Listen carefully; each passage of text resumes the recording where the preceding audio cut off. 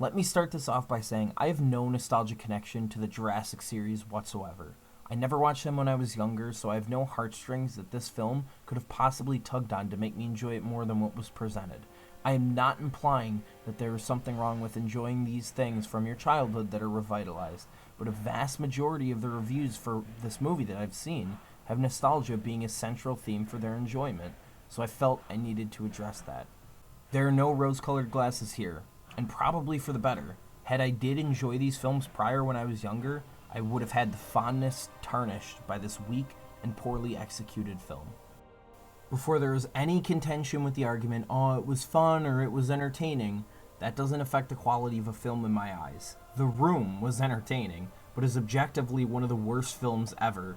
That doesn't mean you should disregard any flaws it may have, and it certainly doesn't mean it's validated for the things it does wrong simply because it was fun to watch.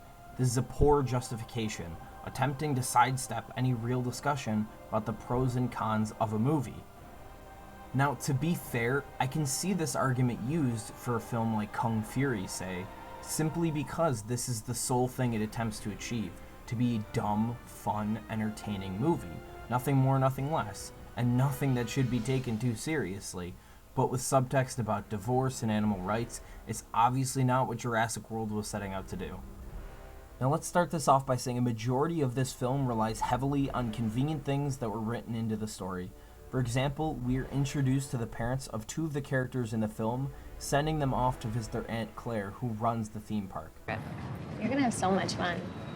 And remember, if something chases you, run.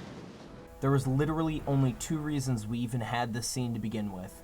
Firstly, so they can drop the line about the parents getting divorced later on in the film, which, may I add, is never mentioned again. I guess this was their attempt at fleshing out the characters, but I highly doubt it. Or the fact that if it wasn't for them seeing their job-oriented workaholic aunt and they actually had a responsible adult taking care of them, they never would have run off to begin with and probably not gotten into a lot of the shit that they did. Like, why on earth did the parents not go with them?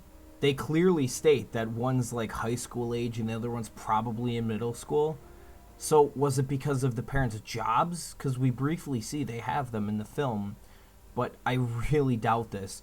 Only because they send the kids to be with the aunt who is working at her job when they expect her to care for the children. If Claire could do it when she was working, why couldn't they? It's not like they are running, the entire park. Seriously?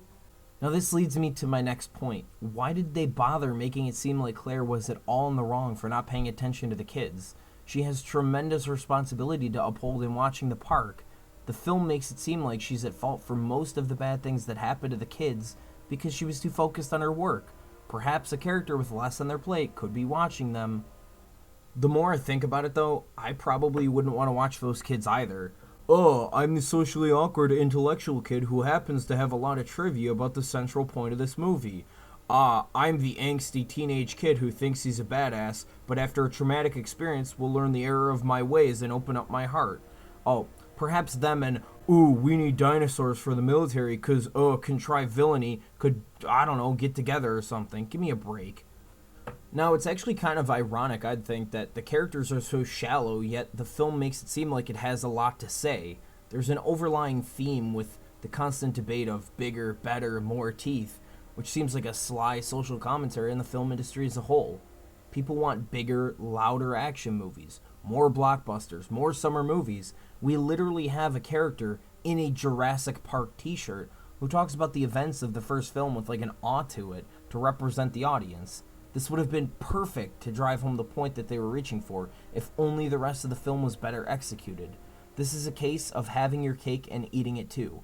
This movie is the dumb, loud, big action movie that the people eat up. I really wouldn't say this is a good movie, and I definitely wouldn't recommend it either. The majority of it is flat, with one-dimensional characters, all while trying to justify its shortcomings with a theme about summer blockbusters today, but it easily fits right into the pile with the rest. It's an unnecessary reboot, solely brought about by the money, with product placements all over the place, but what the fuck do I know? It had the biggest opening to date, with more sequels on the way. Ladies and gentlemen, just because a film is fun and entertaining does not necessarily make it a good film. If that were the case and we were only judging the film based on whether or not someone had fun, a lot of shitty films would be put on a much higher pedestal than they deserve. And to be quite honest, the enjoyment one gets from a film is relative. It doesn't really hold any merit. There's nothing verifiable about what they say.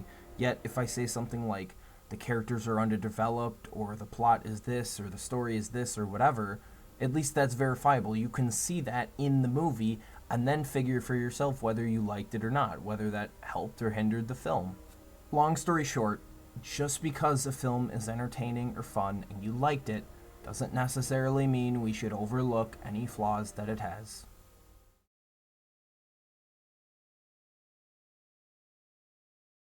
I also kind of realized that I pretty much shot myself in the foot because everyone's just going to think I just hate every movie ever. Which is actually kind of funny. It's gonna, oh, you hated this. Only because I'm going into the negative aspects of it, but frickin' A, jeez.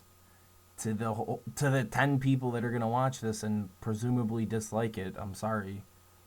It's kind of harsh, but whatever.